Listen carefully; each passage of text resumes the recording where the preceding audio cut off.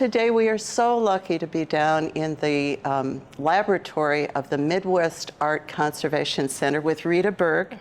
And Rita is the art conservator who's working with our 14 Stations of the Cross from St. Thomas More.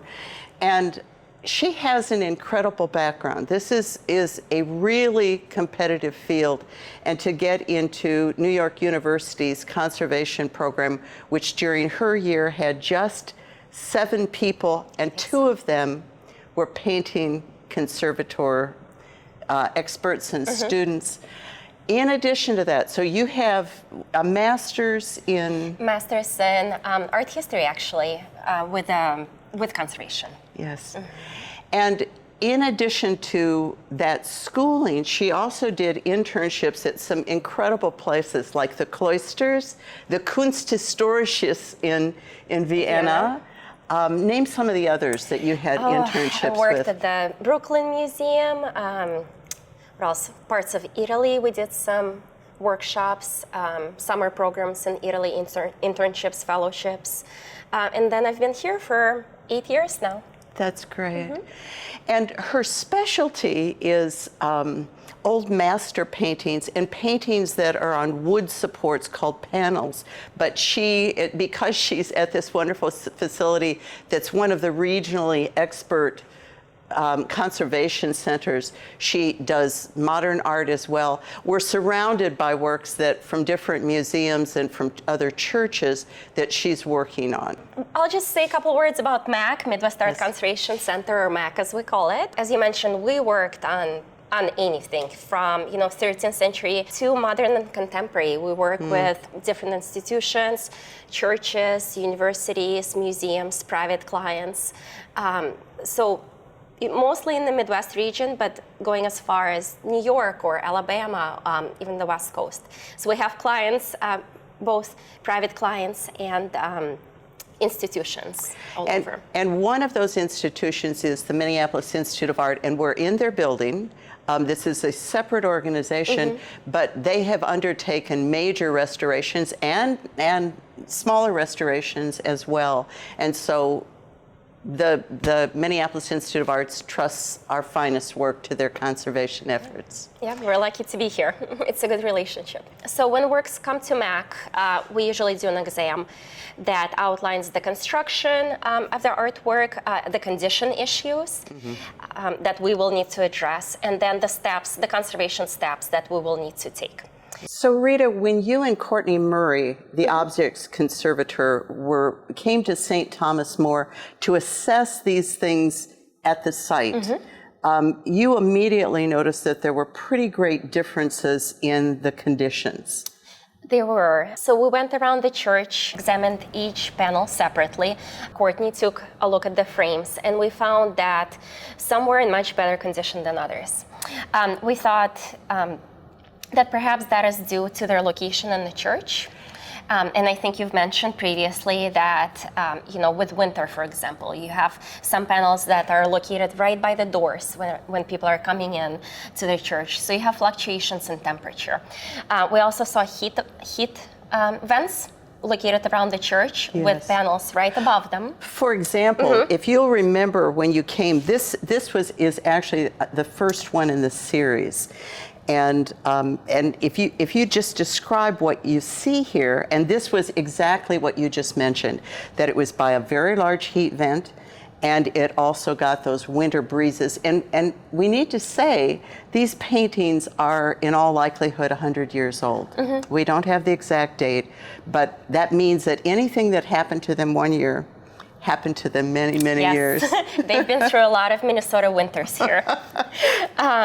So everything moves. These materials change with changes in temperature, changes in relative humidity. So what you have here is a lot of loss, a lot of flaking. Here, I'll actually get my light so you can see it better. Some of that is still adhered to the panel. Unfortunately, we have lost some of the pieces. It's fascinating. I had mentioned to you earlier that I noticed the underside of that sort of cupped flake of paint is a different color. So we think that's corrosion. because of the copper substrate. Yes. I should mention that all of these works are on copper panels, which is not something you usually see. We see a lot of works on canvases, panel paintings. Copper is a very special substrate, and it's always fun to work on. It does present its unique challenges for us, though, because you have a metal plate that the work was created on. Why would they have chosen copper? It gives a glow, I think, to the paint layers. It has a certain quality to the paint layer, a certain almost like glow from the inside. Yes. It's a beautiful, beautiful substrate to paint on. Could you talk from an art historian's point of view what you like about these paintings? I think as a conservator, I'm not supposed to have an art historian. Oh, aren't you? Okay. But I just love the attention to detail. These are so beautifully painted. I mean, if you look at the highlights here, just the details on some of the garments, the colors are gorgeous. I love the plates here on one of the soldiers' tunics, and I notice these deep shadows that they've put, and then the expression that they get on Christ's face. Even the way that they've done the crown of thorns and the gold, that gold rim. What did you find as you were cleaning the gold? Well, the gold, this panel is one of the ones that we have mostly cleaned, and you get a very different tonality to the gold. The cleaning is returning it to its more cooler original tone. It doesn't have this kind of yellowish haze over it. So Rita, we've been talking a lot about cleaning, and it's important for us to talk about how these got dirty and what we see and what we don't see when we don't conserve them, when we don't go to that effort. So what is the gunk that obscures our vision of these paintings? Over 100 years of being in a church, right? Even with the best museum environments, we still see paintings with a layer of grime, accumulated on the surface. Imagine open doors. I'm thinking maybe candles prior at some point. Absolutely, candles and incense. And people sneezing and coughing and just the dust that you would clear from your house when you're cleaning. Yeah. One of the things that is crucial about conserving these wonderful paintings is that these are works that generations of people at our church have prayed with, that their children have prayed with. I'm certain that their children have asked their parents and their grandparents and their teachers, what is the meaning of this? And you were talking about, let's talk a little bit about the detail, because when we pray with the Stations of the Cross, it allows us to enter the painting ourselves, to experience that suffering. Another thing I'd like to mention is that we work on all kind of paintings, right? And they have different values to people. So a painting may have a historical value, or family, your grandma maybe have painted something that you treasure so deeply. It can have spiritual value, as in this case. So I think it's so important to keep that in mind and think of the impact that this will make on your community. Yes. So you're doing something that is going to affect so many people, and that is going to bring a certain feeling to so many people. What else did you discover as you were doing this, as you were becoming more familiar with this particular work? They're very different, not only in condition, but in how they were painted, which I didn't see during my initial visit. I think it was just overwhelming. Too much grime. So as we're cleaning them, we're noticing details, different details in the backgrounds, for example, in terms of paint application. So the way this paint layer was applied, for example, here it's a little thicker, a little bigger brush strokes, and those details come out so much better after cleaning.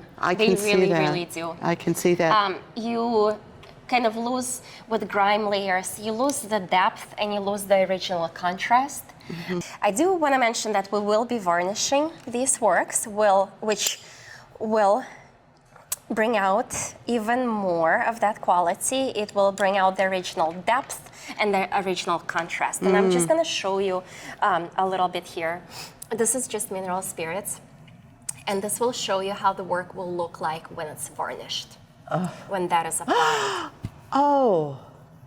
So it will be saturated, and this is how lovely. it will look following varnish application. That's brilliant. Isn't that beautiful? It really is. Because varnishes, you know, whatever was applied here earlier, everything degrades, everything has a lifespan. So we're going to put a new, stable, non-discoloring varnish on it that's going to last for quite some time. You know, paint can be, different pigments can be soluble in different ways. So if I'm moving, you know, from these reds to the whites to the browns, maybe I don't use the same solution, or maybe one solution that works on this will not work on the red. So just trying to really get to know the painting, understand how it was created, understand its structure, materials, and what has happened to it. That makes sense. I noticed that we've got rows and rows of color over there, Yeah. and I'm thinking about one of your favorite parts being the in-painting. So you're doing some color matching on, I assume, a palette. Yes, correct, yes. So we match everything by eye, just mixing different pigments together. We have a number of different mediums we can use to match the gloss, the quality of paint. It's kind of hard to make new paint look old, so it's a lot of layering, a lot of kind of applying, taking away, you know, maybe drawing in cracks, applying a glaze that gives it a sense of age, for example. So a lot of back and forth. And so probably very thin layers as if you can see through them. Yeah. Actually, when we're looking at these figures, when we talk about that being thin layers and we talk about it being a copper support, what I'm guessing is that some of the reason that we're getting a feeling of dimension, of three-dimensionality from these is for that very reason. That's a good observation, yeah. So when we're recreating areas, missing areas, for example, I would like to recreate the same structure. You know, the way light kind of bounces, goes through the layers of paint, bounces off, reflects. You know, I want to have that same kind of quality to my in-painting. So if I had a red ground and a painting, I would recreate that red ground before I apply paint layers. Excellent. I'm not matching exactly, you know, what I see. I'm trying to understand that structure. Yes. To make it believable, to make you not notice it. What is your hope that when we see the finished product will happen for us? Maybe a new way of appreciating the artwork, the quality of paint, the vibrance of color that you're missing right now. Yeah, because right now when you're walking by something like this, all you're really focusing on is the loss, the damage.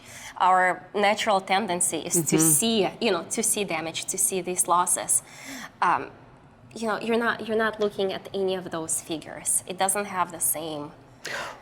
Right, and this has flattened the soil and the other detritus that have landed on these paintings, flattened them out. Whereas these like pop, especially after you put the varnish on. That's really fun to see. Just to show you how the varnish will look like. Yes. We're not varnishing them yet. Yeah. I know you're not.